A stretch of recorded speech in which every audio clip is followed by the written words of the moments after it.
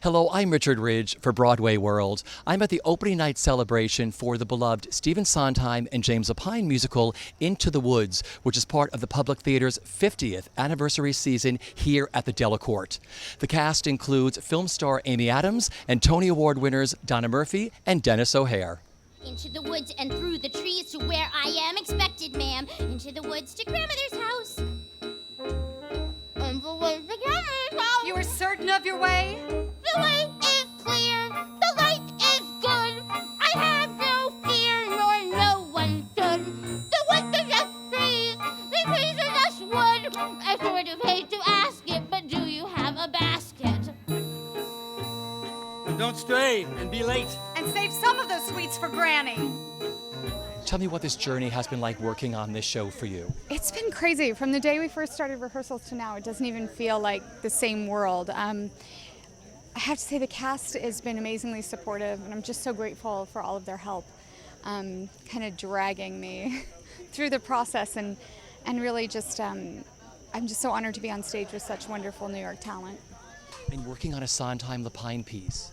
Yeah, challenging. Again, more challenging than I expected, and the more you get into it, the more there is to know, and the more that you learn, the more there is to learn. And so it's one of those pieces that's really exciting to perform because every night it feels there's a new discovery, a new journey, and that's really rewarding. And once we're past, let's hope the changes last. Beyond woods, beyond witches and slippers and hoods. Just the two of us, beyond lies, safe at home with our beautiful prize. Just a few of us, it takes trust, it takes just a bit more and we're done. We want 4, we had none, we got 3, we need 1, it takes 2. Opening night, here we are. How does it feel? It feels very good. It's the end of a long road. We've been rehearsing and teching for a long time. It's an incredibly complicated show, and we've got it all together. It feels great. Talk about the whole look of the show and what you love about it. Well, it's actually like a playground or a jungle gym or a forest, and it melds perfectly in with the backdrop. Belmont Castle, I don't know if you guys can see it. We can see it from behind stage, and we hang out there between numbers and watch that castle. It's absolutely beautiful. And being out with birds and raccoons, and it's magical. It really is. Talk about the role, what you love about it, and the story, James's words, Stephen's music. It's the Baker's actually a really odd part, and when I first saw it, I thought, I'm not quite sure how to do this. And the Act 1 Baker is a little different than the Act 2 Baker, but he also has a fantastic journey. He really grows, and this is a really mature work in many ways. Even though it's based on fairy tales, everybody loses somebody, and when they lose somebody, they're challenged to grow. And he fails that challenge a little bit, but he also meets it by the very, very end. And the way that Liam and Tim have structured it, they really give him a nice, complete arc by having the real Baker meet the narrator, who is the boy, and have them reunite. It's just beautiful. And working with Stephen Sondheim again. A dream come true. He's a living American master. I've loved his music since I was 17. I fell in love with Little Night music when I was a kid, and I would listen to it over and over and over again. So to be able to sing his music is such a gift. What flashes through your mind because you did the original production? Well, yeah, I mean, it's a little bit like looking through the wrong end of binoculars, and one of the scary things is, like, people in the cast keep turning to me and say, well, like, what did this moment mean, and, like, how did you play it? And I suggest, I never thought to ask that question. I never thought to do it that way. And Dennis O'Hare's come up with like 1,000 different things that I never thought of, and I thought, like, ooh, I wish he'd been around to talk to when we first staged it, So it's been, it's a very inventive, it's a really different approach to the material. And we're all dancing our butts off, and I had to learn all these steps, which I didn't. I looked at the DVD of a few minutes of the London production, and I thought, well, this is cool because the mysterious man doesn't dance. But I walked into the rehearsal the first day, and Liam came up to me, the director, the choreographer half of the team, and he said, no, you're going to dance. You're in everything. You're dancing in everything. So I had to master it. Did you see all those Did you see it? And I did it perfectly. It was amazing. You were flawless. I was flawless. Tom Aldridge played your role in the original. Tom, I missed. Tom was a gentle, stable soul in the chaos of our first production of Into the Woods, and I looked up to him. I counted on him to occasionally calm me down when I thought things were not going well, and I miss him so much. And I hear his voice in my head when I'm running around the stage, and I hope I've done his memory justice. That would mean a lot to me, and I miss him. I miss him a lot. When you hear some of the Baker songs, like during rehearsal, did you want to sort of step in and say, I know that, I did that? One of the crazy things, like when we were singing No More, is that like I know the songs from the other side, and I never knew how many vamp. I kept waiting. When it was my turn to sing, I frequently didn't sing because I thought somebody else was supposed to sing. And it was crazy. I had to literally sit down with Paul Gemignani and like count through all the vamps from the other perspective so I could figure out when to enter in the songs. And it was a little mind-numbing at first, but eventually I learned. And also, what another thing I wanted to say about Tom Aldrich is I realize now, because I'm just playing the mysterious man part of the role and then not the narrator, I realize like he must have changed clothes 100 times. I had no idea. I was in my little bubble, my little Baker bubble, and I never knew. But wow. I mean, what he did was so complicated, and I never really knew it because I didn't see it. Running away, let's do it. Free from the ties that bind. No more despair or burdens to bear out there in the yonder. Running away, go to it. Where did you have in mind? Have to take care, unless there's a where, you'll only be wandering blind. Just more questions, different kind. Where are we to go? Where are we ever to go? Running away, we'll do it. Why sit around resigned? The trouble is, son, the farther you run, the more you feel undefined. For what you have left undone, and more, what you've left behind. How do you guys feel tonight? Feels awesome. Feels great to open the show. Yeah. Exciting. Rockin', I've been using a lot. So tell me what it's been like working on the show. Working on the show, I've just, the way we have directors that have come across from all the way from England, and their kind of styles and the way they attack the show is really incredible. How fast they are and determined they are to get it done, and to be able to work with people who are this strong and so focused and just so different from the normal crowd I'm around. It's just fun to be a part of the rehearsals and be able to sing and... I love how they took this piece that used to be just about a couple characters, and they made it a real ensemble piece. So I really love that they made that happen with it. And how cool is it, the look of the show? Talk about that.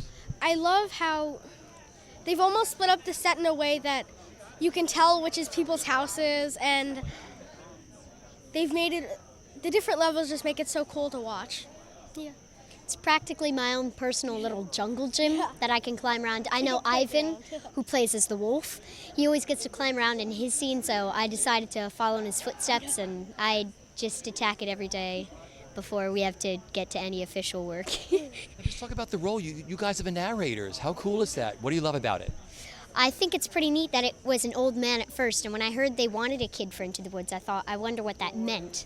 And then it was just really clever how he's like creating this story to make himself feel better about problems he had with his family, and it's just cool how the whole story connects to him, and he gets to sing his own solo and dance around and really just create it and be a part of it the whole way through.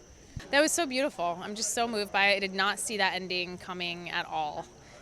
With the little boy and I don't want to give it away, but I've just been crying a lot. It was very, very beautiful and very moving, and it was a trip, to see it. Having been in it, I thought that Jessie did an incredible job. I thought she was a beautiful Cinderella. I thought the whole cast was wonderful. I was very moved by it. So just talk about Stephen Sondheim and James Lapine, and them as gentlemen and working with them. they're incredible. I mean, I've been obsessed with Stephen Sondheim since I was 5 years old. That is not an exaggeration. I have loved him since I was a small child. So this is my favorite show. He's my favorite composer. James is, he's an incredible librettist, and he's a wonderful director. And working with them, I was 22 when I worked with them, so it was just yesterday. But that was an incredible experience. I'd love to be able to do it again. But those guys are just the best. They really are the best. I don't know what more to say other than that. Nobody is like them. It's like deja vu when you were sitting in there? Yeah. Deja vu? Yeah, it was deja vu, sitting in there, definitely. I definitely wanted to scream out, be careful, every time she fell. But I was so moved by it, and seeing it in this environment was so unbelievable. To watch Into the Woods actually in the woods was incredible. I was sad that the raccoon didn't come out to play, but we didn't need him. It's been a crazy ride, hasn't it? Oh yeah. I mean, it was great. I just got to meet Joanna Gleason backstage, and she was saying, "This show is one of the hardest shows you'll ever do." And she was like, "And you're doing it outside and in the heat." But it's been a very rewarding ride, though. Talk about the role. Oh, I think I always. I think I go back and forth. It's simple. It's not simple. It's like every role in this show. I think it's more complex than you think it is, and everybody kind of has a tale of growing up, but I think hers is really specific. And I understand her dilemma with decisions. I can feel that. Talk about Stephen Sondheim and James Lapine, if you could throw their names into your answer. Oh, sure. Stephen has been around. Stephen Sondheim had seen the show 4 or 5 times. James Lapine has been around. I mean, to meet those guys and to see them, backstage as you're running for an entrance or an exit, and they're just kind of standing there cheering you on. It's incredible. I've never experienced anything like that in my life, and I've always wanted to do this show, and to do it in this kind of capacity here is really special. And the look of the show. I love it. I think it's so great. I mean, we're all covered in mulch and sweat, but we love it. It's good and it's gritty, and I think it serves the piece. It really serves the play. Witches can be right, giants can be good. You decide what's right, you decide what's good. Just remember, someone is on your side, our side, someone else is not. While we're singing our side, maybe we forgot they are not alone. No one is alone. Tell me what it's been like working on this show. A doozy. This has been my favorite show since I was a child. I used to watch it every weekend. So not only is being in the show amazing, but being here is out of this world. Talk about the role. The role of Jack. Jack is a very earnest, naive boy. Others would call him dim-witted, but he loves adventure, and he's very first foot forward and so forth. And yeah, I think he's a lovely creature. Talk about working with your directors. It's my first time working with Brits. They have a different sensibility and so forth. It's hard to describe, but it's just it's across the pond. But I love them, and I loved every minute of this process. It's really a dream. And Mr. Sondheim and Mr. Lapine? I'm always in awe when I'm around them and quiet. It's easier to be quiet, and so you don't say something stupid, and that's what I try to do. So just the whole look of the show, what's been the best part of the experience for you? Working with this company, I love this company more than any company I've ever worked with. I think everyone is so talented, and also just wonderful people.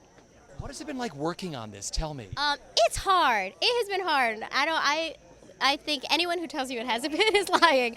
It's a crazy set. It's a crazy score. It's a crazy just experience being outdoors with the elements. I mean, it's been hard, but it has been amazing. It's like I always say that we're like a little theater army, and we go to battle every night because we crouch behind the stairs, when we enter in the beginning, and we all crouch together, and we're like a little army getting ready to go to battle.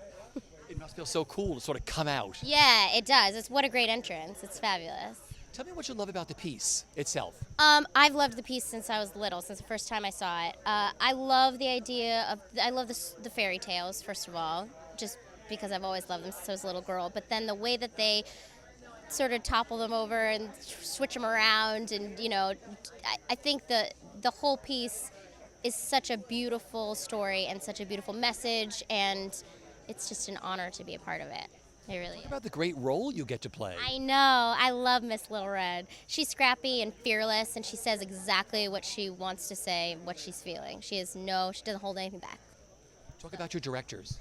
Tim and Liam are amazing, amazing guys. They are so creative and so inventive, and they were great at letting us discover some things and create some of our own moments too. They didn't hold on to anything too tightly. They really let us be a part of the process. So that's been lovely. Who out there could love you more than I? What out there that I cannot supply? Stay with me.